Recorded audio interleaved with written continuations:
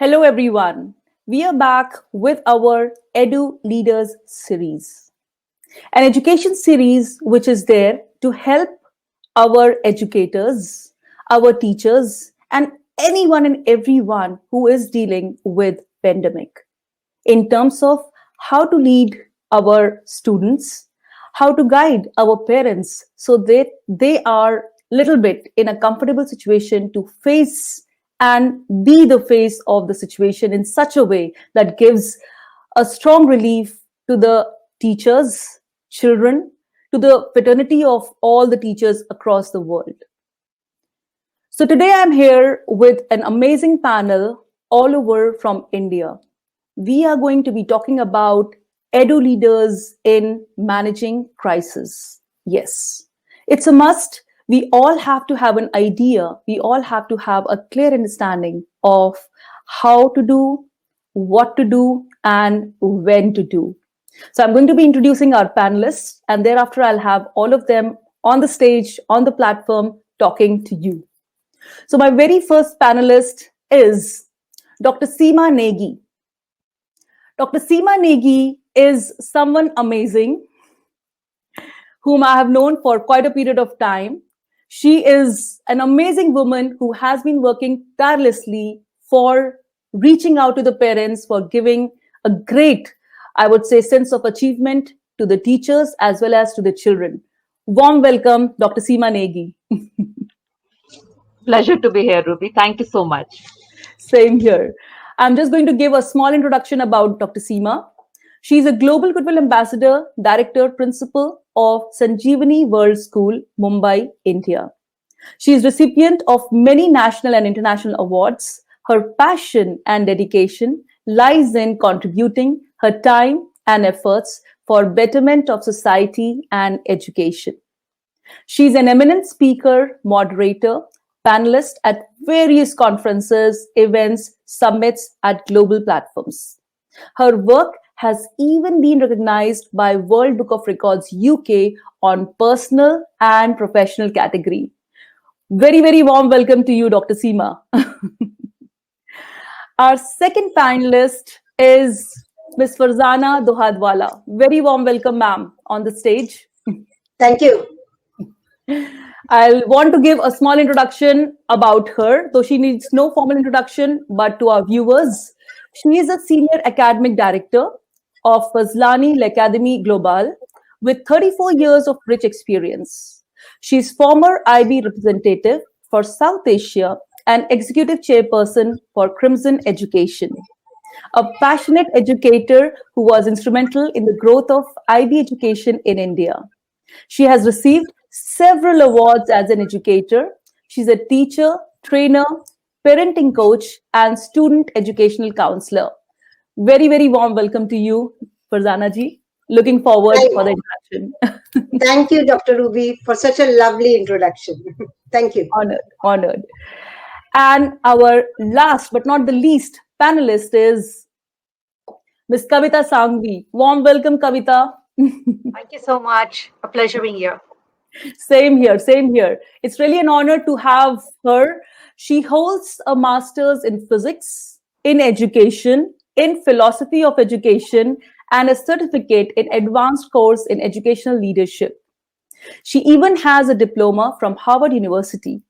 She currently heads SVKM's CNM school in Mumbai. She was nominated as Top 50 Teachers by Varke Foundation for the Global Teacher Prize Award. She's a British Council trainer and ambassador. A passionate environmentalist, she initiated composting as part of the school curriculum, which is really a must needed in today's world. And the students have created their own in-house school business of making cloth bags from old bed sheets. Wow, that's really amazing that we can even do from the scrap, from the waste to something constructive. So here's welcoming all three great panelists all the way from India. So it's really amazing when we have people from different, different educational backgrounds or different, I would say, ethnic backgrounds, yet you are connected because you want to give something to the society, and especially in education, we do need people like you who are really making an impact. So I'll first want to invite Dr. Seema Negi. Please tell us a little bit more about your work, what you have been doing during pandemic. So during pandemic, I think there are two very simple mantras I'm following. That is empathy and gratitude. Everything revolves around that because these days, with everything becoming online, education becoming online, homes are open for students, schools are open for home.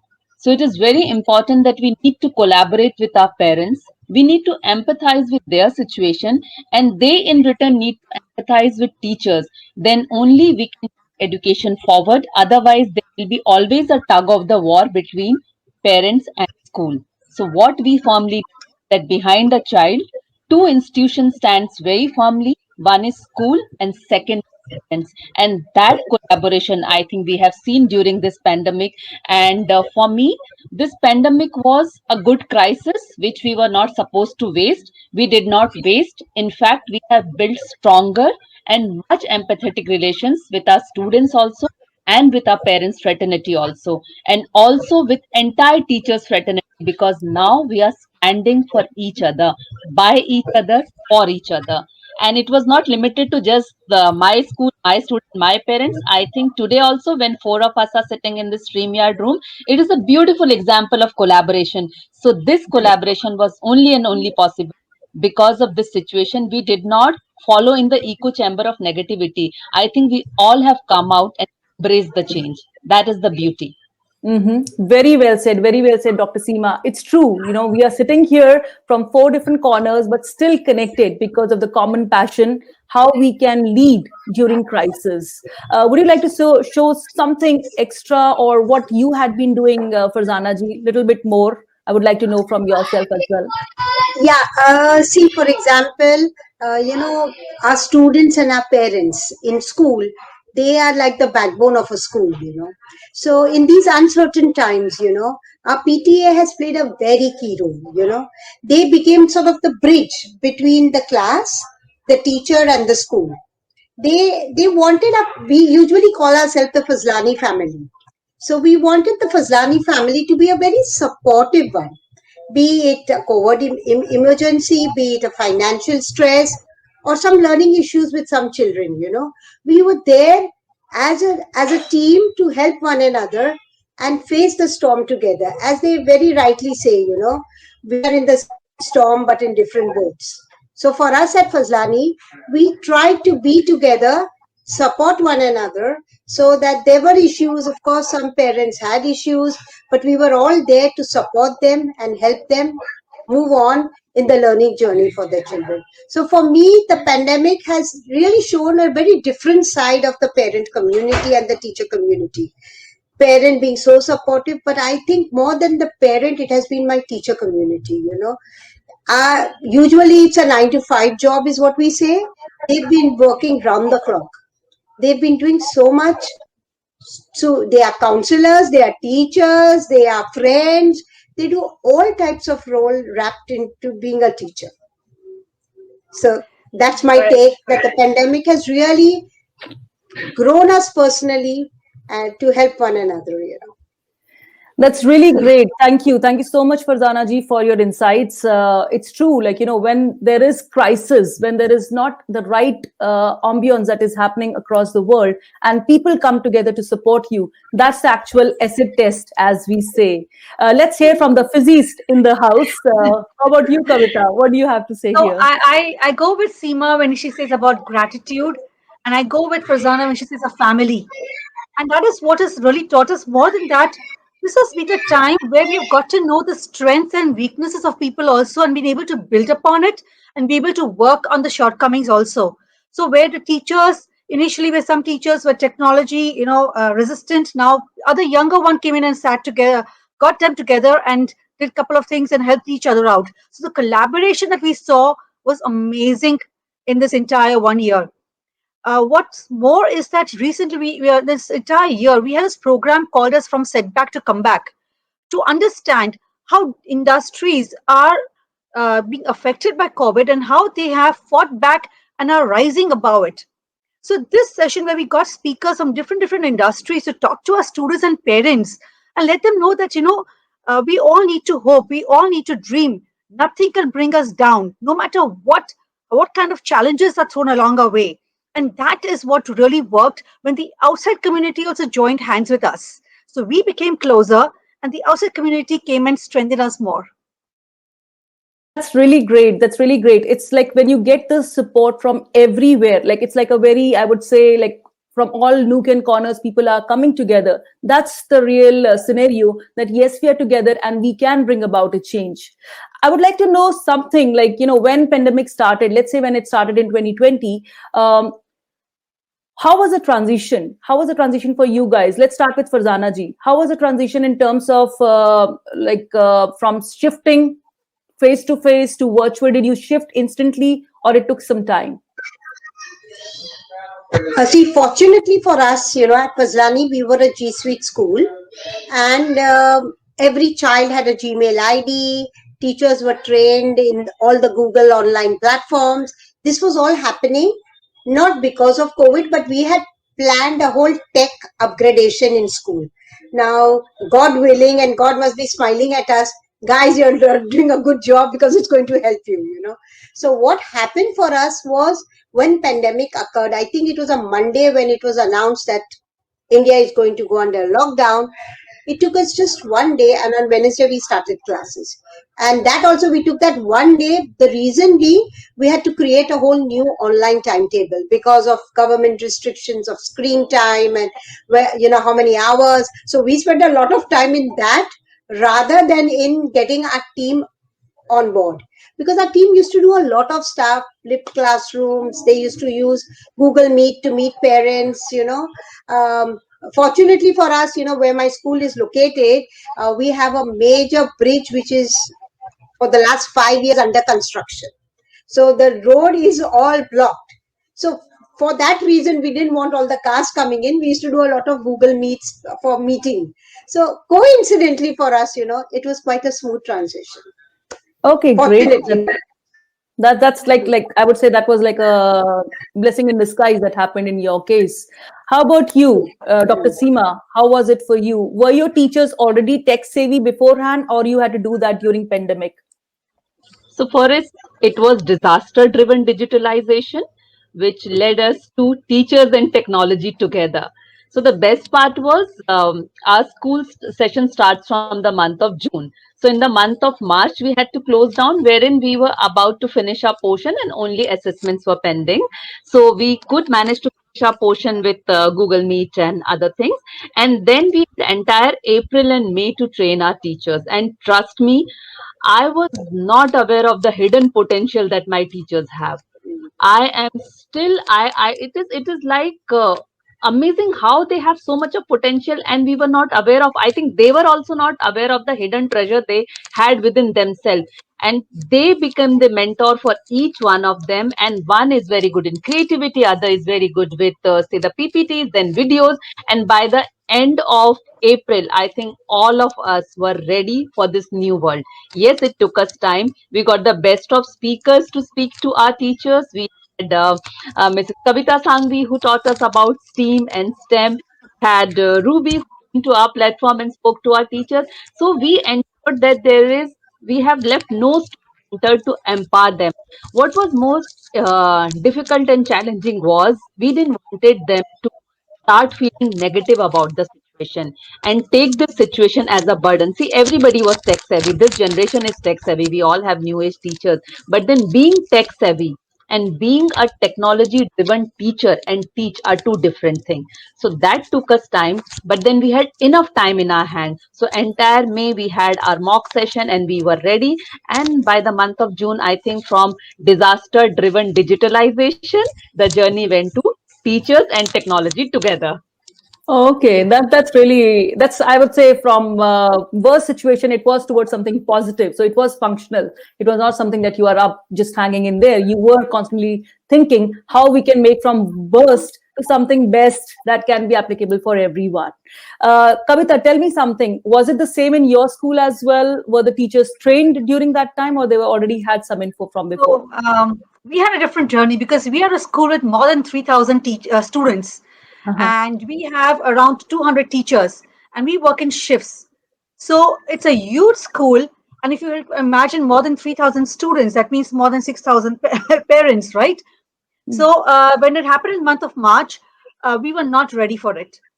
So when what happened is initially we explored different platforms, and lots of people came and helped us. We had people from Harvard also coming and helping us for their Mhm. platform. We explored, but then we Mhm. brought it down to one MS Teams because we realized that with already we had an Outlook ID and it worked well with us. Mhm. And then in the month of May, we had a lot of trainings. We had experts training us. We had peer teaching. If I knew something very well, you come and teach me, and I teach you. So we were Mhm. experimenting. And then in the month of June, we trained our parents and students for this also. So we spent Wow. invested at least one entire week training parents first and students, because for younger kids, it's the parents who's going to start first. Mhm. So we had this journey, but as we, as Seema said, we were also June to April session. So in the month of June, we were very ready. My teachers, I would say, hats off to them. They really sacrificed their May vacation to get ready for the academic year. So it has been a godsend. Wow, that's really, really amazing when you hear such things, from the principals, from the head of the school, that the role teachers play can't be ignored. We really have to Never. acknowledge each and every key player who contributed during this session, during the whole pandemic when no one knew what is going to happen, where we are all headed. But everyone came together. As they say, that world became a small family. You said you got even the support from Harvard. Everyone came together. We were like, I learned so many things from my Indian collaborators. I had never worked or I'd never led any panel before, but during pandemic we all became one. I came to know Dr. Seema, and we are like a family now. We are always exchanging whatever she's good at, she's always giving to us, and whatever we are good at, we are always having a healthy collaboration, and that's what it is all about. And it's true, like I see a lot of people, they are saying in terms of like they learned, everyone is commenting that they learned during this pandemic, and nothing is impossible for them. I am possible. Okay, yeah, very well said, Niharikan. I'll quickly say hello and thank you for joining. Sunita Patnaik, they are really constantly giving us a lot of updates. So thank you so much for joining us, Niharikan, Diana Walsh, Sunita Patnaik, Michael from Africa Poverty Eradication, Omar Hassan, Asim Musa, Dee Russell, Loretta, Dr. Mariam Sheikh from Dubai. I'm really, really honored. All these people are somehow or the other related with education field. So it's great when you have all these educations coming together, and talking and learning from each other. That's what it is all about, VUCA world. So when I say VUCA world, which is for the viewers who are not from education industry or who don't understand, VUCA stands for volatile, uncertain, complex, and ambiguous world, where it's a big question mark. We don't know where we are heading, yet we are all going together. So in this VUCA world, I would like to ask you, what particular strategies, apart from everyone coming together, you working together, what specific strategies did you, I would say, take into consideration for smooth functioning of your school? We can go like anyone can start. Anyone can take the lead and tell what was a specific thing that you worked upon. So if I could say, I would say, Dr. Ruby, you have thrown like a googly ball to us, in cricketing parlance. My family is a very big cricket fan and players all around. So I would say this is like a googly ball that's given to us. Actually, there is no one right fix because it's not one size fits all in this VUCA world. Mm-hmm, mm-hmm, We had students of grade 10 who were very anxious because the whole year they've had practically online classes. Then we had parents who were worried about the learning loss. How will my children cope from third to fourth or from pre primary? They were not sitting in front of the screens. mm-hmm, We also had school discipline issues. I'm sure everybody around the world had it. Like dressing up for school, it would be like very casual, not submitting homework on time. Everything went for a toss in COVID times. And you have the mm-hmm, same type of excuses. Wi-Fi connection is poor, device is not charged, Homework could not be uploaded because of network issues. Cameras were off. But in spite of all this, in the world of pandemic that we were living, our teachers were the superheroes.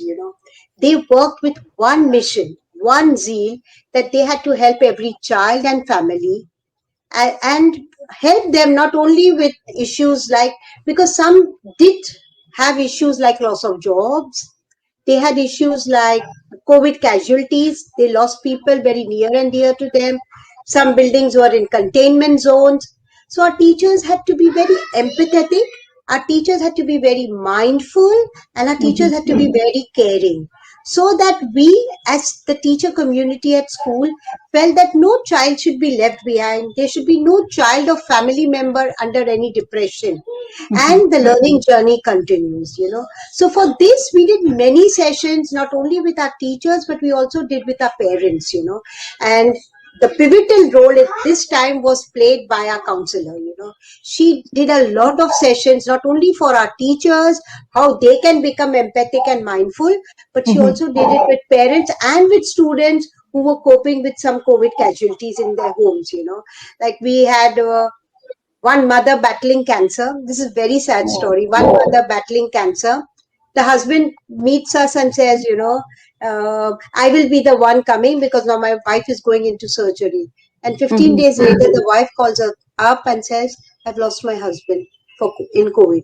I mean, such stories in school, it really shook us. And we, as a team, did a lot for that child, for that mother, and whatever we could in a small way. Again, it's an online world, second wave has hit us. So I feel our job at that time was to make the VUCA world a happier place. That's all that we wanted to do. Learning loss thoda kam hua, theek hai. We will pick it up when our kids come back. True, But true. they should be happy kids. Very true, very true. I think Rajiv Hanjadi also has joined, and he also says amazing skills of coming together and learning as co-learners. Great attitude of leading by examples, indeed. Of course, this is what you just mentioned. Both of you also mentioned the same thing. Like you all have been learning from each other. Like if Dr. Seema is doing something great in her school, let's take that. So there was no hiding that I'm good at it, let me keep it to myself. I saw during this pandemic, a lot of educators were sharing with each other. Kavita, could you share what you were doing during this time? The strategy first was that, first of all, learn, unlearn, relearn. That is the strategy that we all employed. Second, peer learning. Third, collaborative learning, because we all learn from each other. I mean, networking with other schools. I'm talking about schools all over India and other schools. Like we have collaborated with Seema School when we wanted to do an inter-school project and we don't know how to go about it. We called her up and we took feedback from her. So that kind of strategy has worked. If I'm not good at it, you are good at it, I'm taking it from you. Okay. And the third, fourth, another strategy of empathy, which Farzana ma'am has already spoken about. That is also something that we thought about and we worked upon. And most is working. Another strategy is constantly building motivation and positivity.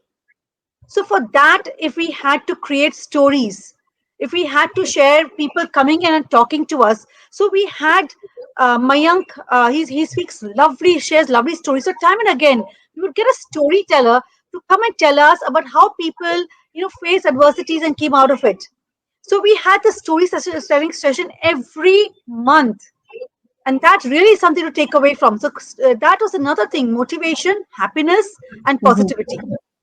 Wow, that's really a very, I would say, there's no age for not listening to stories. Everyone likes to listen to stories, and if you were using that as a strategy for motivating, that's really an amazing story. That's a really amazing strategy because it's always making people come together, pay attention, and forget their worries. So that's something amazing. That's something really nice that you did. How about you, Dr. Seema? So story, as Mrs. Kavita said, I mean, they play a major role. And for us, we ensured that every week there was a story, and we have a wonderful storytelling teacher. And what she does, she amalgamates three languages together: English, Hindi, Marathi, being in Maharashtra, and she brings out the stories from our own mythology and history to tell our children this VUCA world is not something new. We are not facing it for the first time. These kind of adverse situations were always there, and how the people whom we are talking about right now, they have come out of that. And sometimes we have seen, like for younger classes, more than our children, our parents were more keen on listening to the stories, that what the teacher is telling, with a beautiful voice modulation and everything. She used to bring screens alive. So I think that was one of the things which really worked for us, because then children started researching about that particular character, finding out whether this is a real story or it's a fiction. So that entire trigger starts from there, and then your inquiry, then your research, everything follows. Similarly, at the same time, we took help from our parents community and parents fraternity, especially the PTA. They were the harbinger of change for us, because they have come forward. They have helped school and teachers in whatever way, whatever message to be communicated to parents. So they were the major bridge, as Farzana ma'am also said. So I think all of us have taken the same route. Someone was slow, someone was fast, but ultimately we have realized that collaboration and being empathetic and having open dialogue, transparent dialogue, have really helped us. We have changed the VUCA terms also a little bit to make it more enjoyable. I mean, from volatility, we took it to vision, because we have to replace it to the positive one. Then from uncertainty, we started becoming more understanding to the entire community, entire education community, stakeholders of education. From complexity, we have tried to make it as clear as possible, so clarity comes in picture. From ambiguity, we tried to become more agile. So agility came in picture, and everything was possible only because teachers were not ready to give up. They were very sure that they do not want to leave any child behind. Even there were cases wherein we have seen that teachers have observed something happening at the back end of the child, and something where grandparents are doing something or whatever it is. Trust me, teachers have called up parents, we have helped grandparents, we have helped the caretakers, and we have trained them for this technical world, so that they can also be a part of this when parents are not there. So because for younger children, we need to train grandparents also, and we had to train caretakers also when parents started going for their work. So many things happened. I think if each one of us will sit here and start narrating our story, trust me, we'll have a beautiful book after the end of this session, because everyone has so much here, and we have seen suffering, we have seen happiness, we have seen the downside, we have seen everything. But ultimately, everyone decided that we don't want to leave our children behind. And I think that is why each one of us sitting here, we have I mean, we are proud of our teachers. They are the one. I mean, we have changed our teachers group official group name. They are the Lighthouse now. We call them Lighthouse because they stand there unbiased, helping everyone. Very well said. Very well said. Lighthouse is Very the word lovely. I which love really the goes. phrase lighthouse. Very well said, because teachers are giving light to the future generation. They are the ones who are leading the kids as well as parents. During pandemic, we were not just leading the kids, but also the parents. And having said of, you mentioned about the book, Dr. Seema, Kavita, and Farzana, I would like to share this on this particular platform live on LinkedIn, that even I wrote a book during pandemic, which just came today. Oh, wow. Congratulations. Yeah. Congratulations. So the book was published in Feb. Congratulations. Thank you so much. With me at the back, and I'm so proud of it, because if you say it talks about shift in paradigm due to COVID-19. So all the things what we need to do to keep the students happy in the classroom, I wrote with my experience and the studies that I was doing. I started my studies in September 2019 with University of Derby, to understand how we can have blended learning. Who at that time knew that we are going to actually Wow. use it, actually implement it? So I mean, we were not prepared. No one knew it's going to happen. I was just doing because we like the present generation is more digital. They understand this more. So all the experiences are listed in here. So same, I think every educator is going to come up with certain ideas like this, whether it's collaborations, whether it's coming up together for creating a more bigger impact, or just doing something which is a requirement of the hour right now. And I was about to ask, how about your relationship with parents and children? And Dr. Seema already mentioned that they had been taking care of that as well, because during pandemic, children were very, like, I would say, confused. There was a lot of emotions going on. So at that point of time, we had to manage the families also, the parents also. So Kavita, could you tell us, taking from Dr. Seema, what was your school doing to have that relationship or bridging the gap between you, that is management, the children, and the parents community? I would say, were you able to do something for them? So we did a lot of things. First of all, as I said, first we did a show that is from setback to comeback for all the parents, and we put it on Facebook Live. So we use social media immensely to connect with the students, get people from outside, talk to our parents, and put it on social media. Second thing is we had our own events. So whatever events we had our parents coming and addressing, sharing their feedback on us. So through their whatever session they had, question answers and all that, we ended up replying. We had for every single class, we had normally we had an overall school orientation meeting, but this time we went per class and started talking to our parents. And really from the students and parents, what is the difficulty that you're facing? Okay, if you have a difficulty with computers, tell us how we can support you. If you have a difficulty with textbooks reaching you, how do we support you? So we had sent across a couple of things across to the students house also. So these are the things. Then also with every kind of project, like I would tell you, even for a PTA, a teacher's day, it was a PTA who came up and said, we want to do something special for you. And they danced and they sang, and we all teachers came and we applauded. So these small things was what was adding up. When there were parents who had problems with payment of fees, they came to speak to me in school, we spoke, and we ensured that they got that time benefit. So that is also something we saw into it, and never let anybody know that this parent is affected. So there were certain cases where we saw that things are not possible for these people. Be quiet, give them time. So otherwise, there were some parents who were making things difficult. For them, we had to address it differently, because not that every parent was wonderful. We've Yeah. had our challenges also. Okay, but majority wise, we have tried to connect. And when things were better, we went and had an open house, a physical open house with, I mean, the kind of number we have and the number of planning that we had to create. It was a task, but we wanted the students and the parents to see the teachers once face to face, so that at least once, that one time a year, they said, I know this teacher now.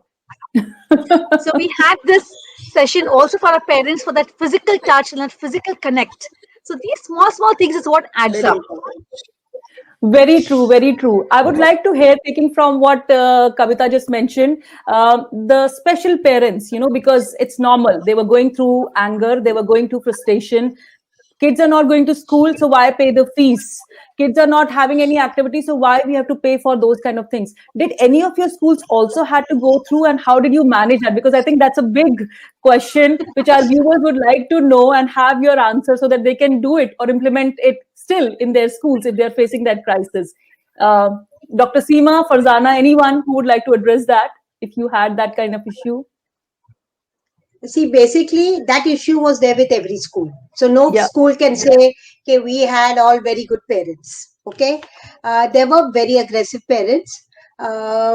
We tried to explain to them the reason that we in fact shared our, audited reports, that we as a school, this is the income, this is the salary bill, and this is what we are. There's nothing. No, then they kept arguing with us. Oh, but there are no other add-on expenses. Give us some discount. And we were very clear that we are not going to give a discount. If there is a genuine parent with a genuine problem, we were there to help and give a scholarship to that child. But we were against giving that discount, because that culture, once it seeps in, it's going to eat. you know. So Very true. that's one Very thing true. that we did. And another thing that we did is we got our class representatives to talk to those parents also.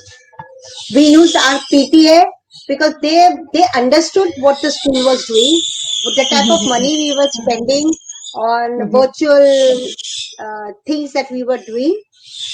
We used to have virtual events, we did virtual annual shows, we did virtual sports day. So for all of that, you need planning and money. So I think the bridge, the PTA played the main role rather than us, because when a parent tells a parent, it works wonders. When we say no, it's like, आपको क्या समझ पड़ता है, Yeah, आप yeah, आइए yeah. हमारे shoes में, come into our shoes and you'll understand our problems. Very true. So Very yes, true. this problem is there and we've all got it. How about you, Dr. Seema? I think Farzana ma'am has said it all, and trust me, we all have gone through this, all of us. Only thing with our school, what we did was, since I regularly go to school, I mean, I personally met more than 384 parents by count, and listen to each and every one, because at the end of the day, we have to listen to our parents. And we tried, as ma'am said, we tried to give everyone what was needed. There was not again one solution fits all. Every time there was a different solution for different parents. But yes, we became more empathetic. We tried to understand their situation also, but we did not stop anything. I mean, if parents say that no co-curricular activities are there, we had everything. It's dance, or it's music, or it's PE, or it's library, whatever you name the period that we used to have during our regular session, we had the same during online also. So there was nothing that we did not prepare our children for. Even our were more creative. I mean, we had to think a lot to make the Yes. assessment creative, so that the falsification which happens when the child copies everything that is not there. So many things have gone behind. It's not that only the school is not there, so online school, no. No, I think the kind of work teachers are doing and the kind of efforts are putting in technology and training the teachers, that's immense. And at the end of the day, if the parents will not understand teachers, the school will not understand parents. Trust me, it's just 1 year or maybe 2 years. What is there beyond that? Beyond that, the Very child has to true. come to same school and teachers are the same. So it's Very, better to work together amicably. very well I said. would Very well like to said. say During something, this Dr. time. Ruby. Yeah, yeah. Please. I agree with what Seema said completely, that it has been extremely, extremely challenging, and the kind of scenarios that we have had across. Uh, I think every single case that Seema spoke about, I just resonate completely with her and Dr. Very well Farzana and Ms. said. Yeah, Farzana. yeah, yeah. Yeah, I would say, like, even we faced, even though we are here in Switzerland, even we face these kind of scenarios a lot of times. And believe me, guys, even we had to be working on our creativity. Innovation was there because we had no other way but to switch to technology. But creativity, I think, was at its prime. All the teachers were trying their level best to make the classes interactive, engaging, and make sure that students are attending the classes, not sleeping over or not like putting the camera on, but not being there. There's a very interesting question which just came by Mr. Michael. How do we deal with examination map practice as we shift to online education? So, because still, I think in India, the schools are still closed. It's still not open, right? So, how about the exams? Are you like conducting the exams, or for the moment, exams are not being conducted?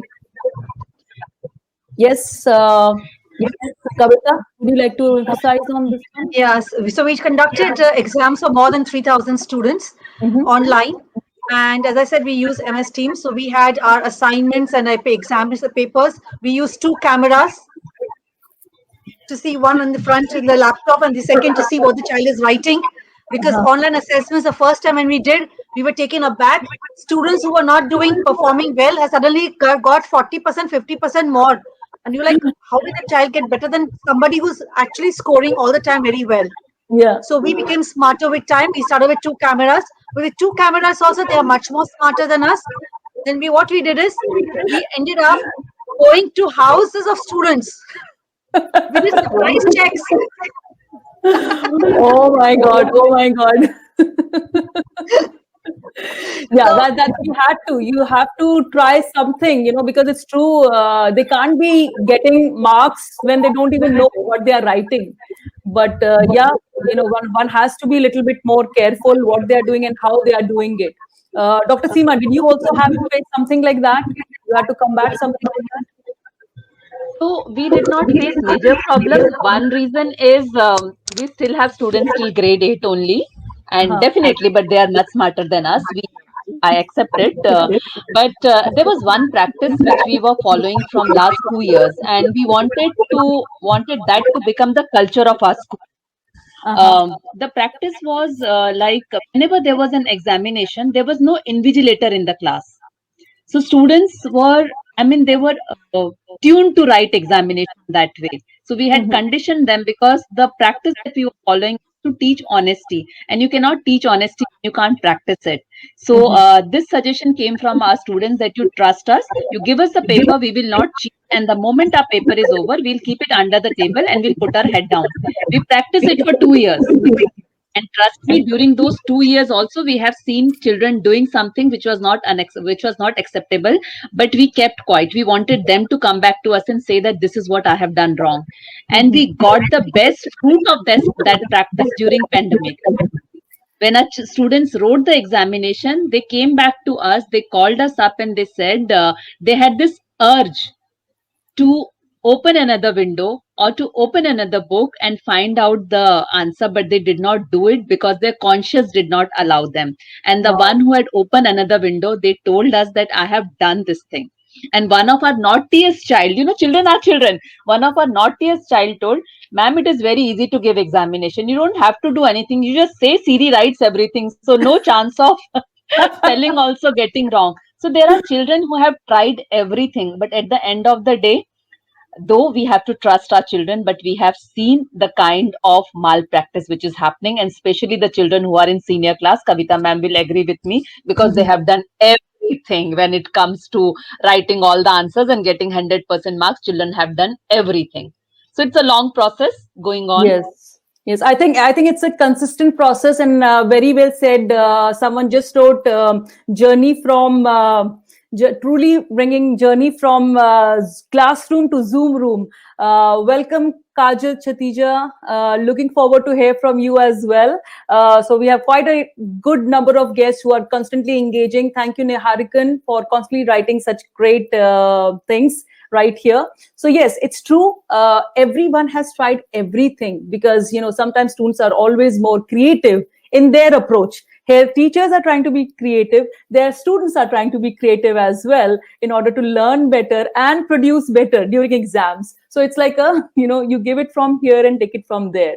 I would like to know from you guys because it's a must. Like when you are facing such times, we have to constantly train our teachers. Some teachers, they are not technically qualified or they are scared of that. So are you building some teacher capacity in these challenging times so that on one hand the teachers are qualified or they are getting constant training, and on the other side the students are motivated to attend the classes? Are you trying to do something in this accord as well, your role in that area? Yes, Farzana ji. Uh, yes, we are trying. It's a tough question actually to respond, especially in the pandemic. You Hmm. know, Yeah.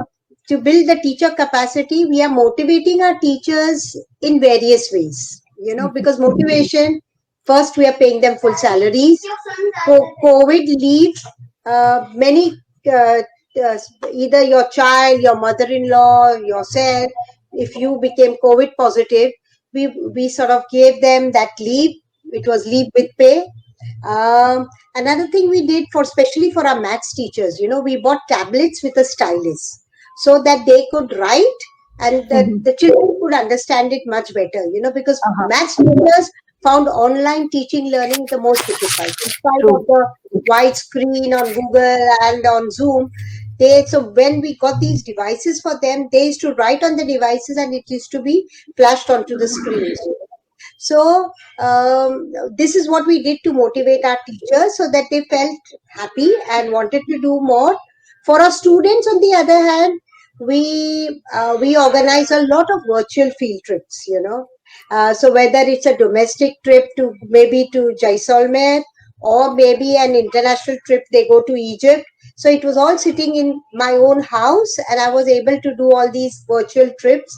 So that learning, we usually believe that field trips, educational excursions helps a child a lot in learning. So we didn't want to take away that experiential learning bit from them. So we did a lot of that.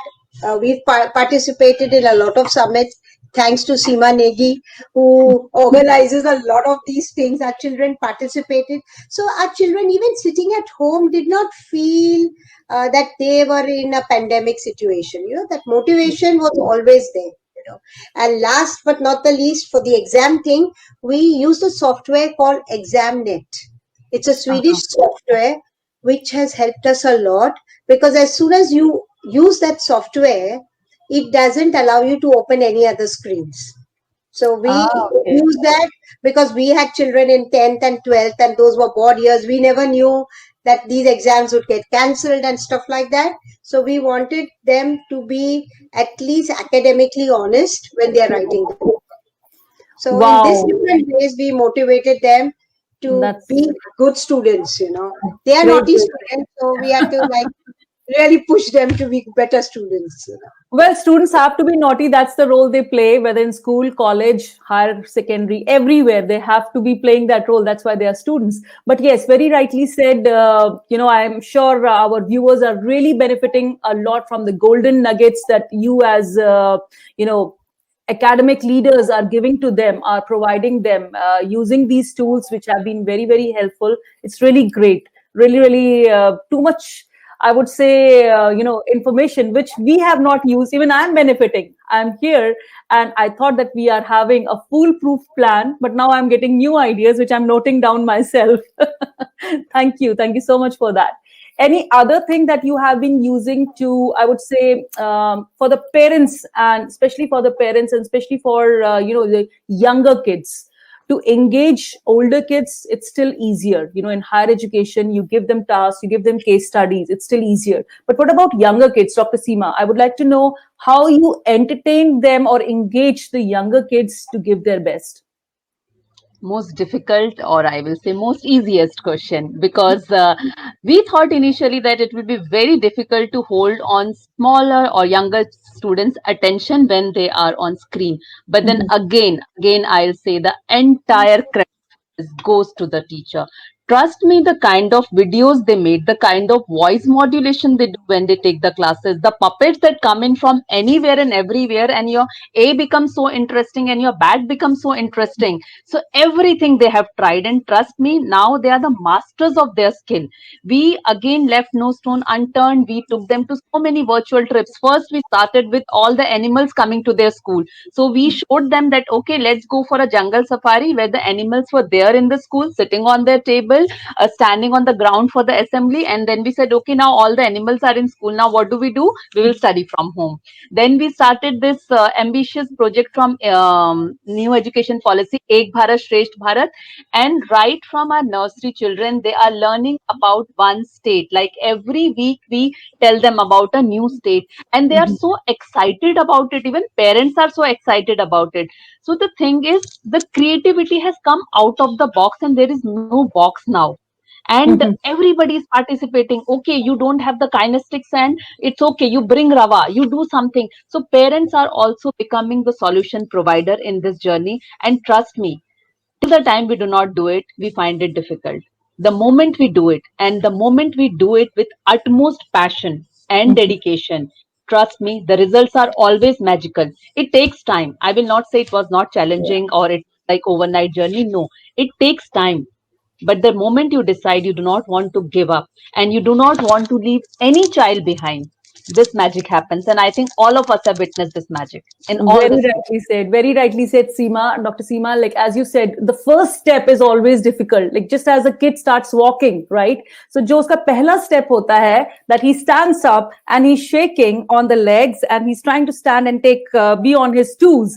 It's the most difficult and most cherishing moment for, I think, for any mom or any parent when they see that.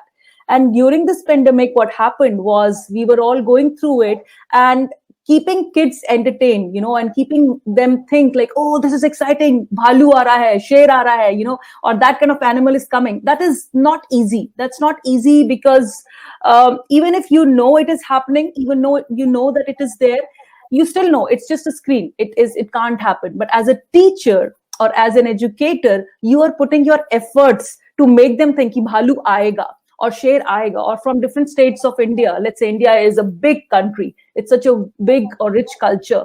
So when you are talking about the cultures, even if you're not giving them history, maths, or geography, you're giving them this, which is even richer from what they would be learning in the closed classrooms. So I think it's hats off to all the teachers who are here and the viewers who are listening to us, that these are pearls of wisdom which each and every teacher has tried, whether at the secondary level, primary level, or whichever level. You are trying and giving your best. And the beauty which I noticed, I personally noticed, maybe I would like to know afterwards, Kavita, your thoughts. The beauty which I noticed as a teacher in higher education, because my students, the youngest is 18-year-old. And the oldest sometimes is even older than me. I have taught students who are older than me, in 60s also. So sometimes I've seen that it is easy, as you said, Dr. Seema. It's easy to people think it's very easy to entertain small kids. Story suna do, they are happy with it. Music laga do, dance kar lo, all those things. But doing it on a virtual platform is not easy, because kids need some kind of movement. They can't be sitting without any distraction. So it's not so easy. And I've witnessed that myself. I use a lot of gamification for teaching. For my students, I teach HR. So it's a boring course. And to teach HR, you have to sit in the shoes of the people. You have to sit in the shoes, like instead of telling them to read a boring case study, we tell them, you do the role play. We do a lot of these kind of things. So when they're doing these kind of things, people enjoy it more. People benefit more. I would like to know from you, in science, how did you keep them entertained, or how did you keep them engaged in the virtual classrooms? Yes. Oh, wow. So first of all, I believe that in science, everything has to be experiential learning, because True. then you're able to apply it and remember it for life. So when we spoke about experiential learning, obviously in a class, you have, actually you're physically touching it. But True. in a virtual class, what do you do? And I teach physics. So I teach physics even today. So how do you go about it? So when you're teaching of motion, you're teaching about other things, aspects, how? So I actually have used my kitchen. I've taken my classes actually from my kitchen, and kitchen is the best place to learn. So because that is, even every child has that access to the kitchen. So you can show them things using materials from the kitchen. When you say a mixer is working, how is the mixer working? True. Okay, so all these, washing machine working, all this. So when you have this kind of learning happening, then the text learning has gone from the textbook examples to actually real life examples. Another thing I started doing is I started having a lot of research project with my student. So what I did is I had my students, maybe I've always done presentations, but first time both my student and myself learn how to make e-books and e-posters. We didn't know. Okay, but we learned. So through learning, creation of where research project, a proper framework given to them, connecting with each other beyond school hours, talking to each other, and then getting back and working on it, and then showing that research project to the entire school. So that what happens is, one thing is very important when you're doing science and all that is appreciation also. You have Very a true. scientific temper, you worked it out, you've brought conclusion, but you have to have appreciation at the end to go on for another project. So this continuous project, when appreciation, when it comes across from every side, the student is, really enthusiastic to go for the next step of science. So these are Very certain true. small things which we have done.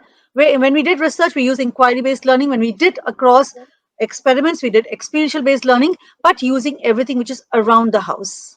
I think all these things work very well if you are learning, doing, and showing them as well. So as you said, kitchen is the best place for a chef, teaching how to make a particular dish. I think for them, it's really great. Even if the student is not there with them, a lot of our chefs, they also did that in hospitality. They're telling them how to bake a cake. So actually baking a cake and showing them. The only Yeah. difference is that they are not there seeing it, but they have all their ingredients. I think I was also part of one of the kids camp in which they were baking cakes together, making pizzas together. So these are all experiential learnings, as you said, very rightly said. It is important that we have to have such kind of criteria to make them be together. Okay, Ruby, Dr. I would like to say in one thing. I actually baked a cake for the students because I wanted to understand them a difference between baking soda, baking powder, and how it works. And I actually made two cakes, one which was fluffy and one which was completely flat, for them to understand Wow. difference between the two cakes. Great, great. See, Neha Kiran is already writing. Sorry, Neha, because it was written Neha Kiran, so I was saying your name like that. So even Neha says it's a great idea.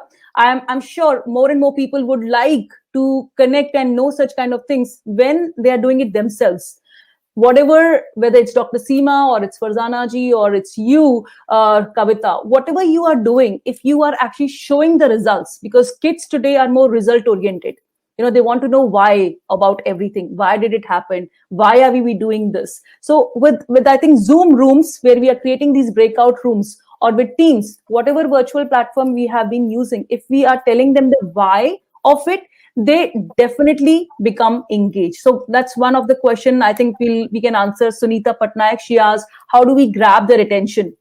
So for grabbing the attention, I think first and foremost, what we said is, if you show them that is experiential learning, practical learning, they would definitely want to be learning more and more. And of course, you as teachers have to constantly think, what the students are looking for. Whichever course you are teaching, you first need to identify with that. Like, as Dr. Seema is organizing these trips, or Farzana ji said, like, we went to Egypt, it was a virtual tour to Egypt. So it's like when students are doing something where they're getting something as a return, they definitely enjoy. I think we are running short of time as well. We have to pay attention on the time. So on last note, like, in concluding our session today, last question, which is for all of you as esteemed panelists, what is one piece of advice that you will give to all schools, global, international education leaders or teachers during this pandemic? Because it's still going on in India, in most of the countries, it's still going on that teachers are still on virtual platform. Here we started actual classes. So what will be that piece of information? We can start with Dr. Seema. Yes. So we are in the Google era where everything is available. All I want to tell everyone is be authentic. That matters a lot. Do not take your followers where you have never been. So experience it, make it your passion. And when you go live in front of your students, understand you are impacting lives. Be ready for each and every session. You cannot just get up and say, oh, I have online class and I will switch off my video. No, you yourself are the first teaching aid for your children. And you are the one who deserve Oscar for each and every performance. So after every session, pat your back and say, I have done it. And I think each one of us can do it. Very rightly said, very rightly said. Be authentic, because that's what is going to take you a long way. Yes, Farzana ji, what do you have to say?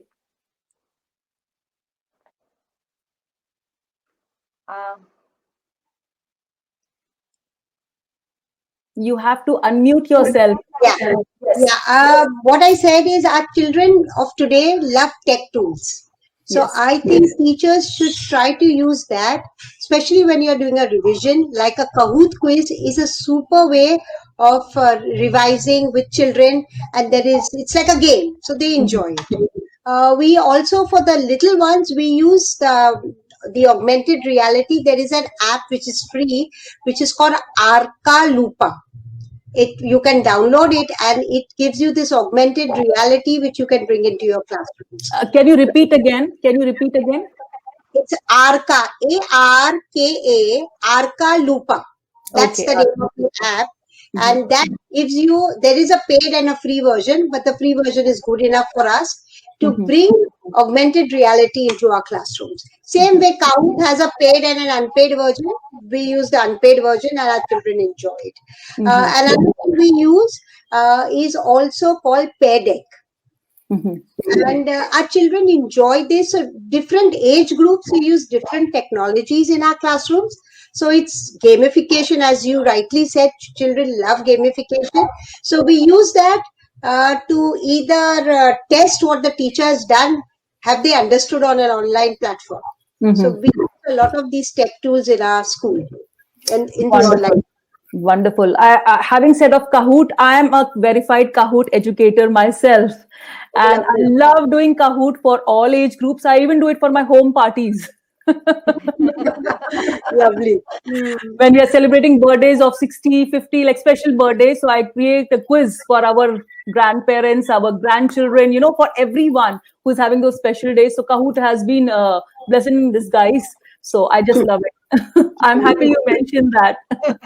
Yes, Kavita, your parting notes, please. I would just like to say that no matter what kind of world or whatever things changes have come across, love, affection, and respect is something which is always going to remain wherever we go, whatever the circumstances are. So just show that and just ensure that you love so much your kids, your peers, that everything else will follow easily. And I love my staff and I love my family and my students and parents so much that I think the rest will just follow. That's And yes, really. Seema, I do. I think you have all your teachers who have joined in this session. Constantly, they are writing, whether it's Dr. Seema, whether it's Farzana ji, or whether it's you, Kavita. They are constantly giving you thumbs up. We are there for you. So even here, when the teachers, when their edu leaders are here having a session, the teachers have not taken a back seat. They are still supporting. And I know it's late in India. It's almost 8:30, and they're still here. So they are working beyond classroom walls. They are not just restricted to school premises or classroom walls. They are working much beyond that. And I think that's what COVID is all about. In the worst scenario, people have come out together, having a positive collaboration. And you as leaders have been able to guide much more and much stronger because you have a great team. Leader doesn't become a leader just by saying एक tag लगा के कि मैं leader हूँ. Leader becomes a leader if he or she has a good group of tribe followers, and you are people who are not taking that I am the leader, you are walking with them. And that's the beauty. You're standing and shining up there, whether it's Dr. Seema, whether it's Farzana ji, or whether it's Kavita, you're shining loud and clear because you are walking together with your team. And that's how you have created this wonderful, I would say, authenticity around you by not saying that I am the best, but by saying we are the best. As I always see Seema saying that I am because we are. So we are here guiding, sharing, and cherishing the moment because we are all here to help each other, not to be in the competition or in a rat race, but we are here in a beautiful collaboration, working together, shining together, because the motive is we are going to fight the pandemic. It's all about social distancing. We can take care of ourselves by practicing social distancing, but not emotional distancing. We have to connect with our teachers, with our students on a virtual platform and keep on motivating them. So thank you guys. Thank you so much for being such eminent panelists for this great session. We exceeded the time, but I thoroughly enjoyed, and I'm sure our viewers loved it. They loved your session. Thank you so much. Thank you. Thank you. Thank you and all the best. Thank you. And thank you to all the viewers and audiences and LinkedIn community who joined us and are still there with us. I hope the session was great for you. You learned certain things which you are going to cherish. I hope it was eye-opener with these panelists. And we come back again with yet another stronger and more learning experience for all of you. Thank you so much and see you soon. Bye-bye. Take care. Bye-bye.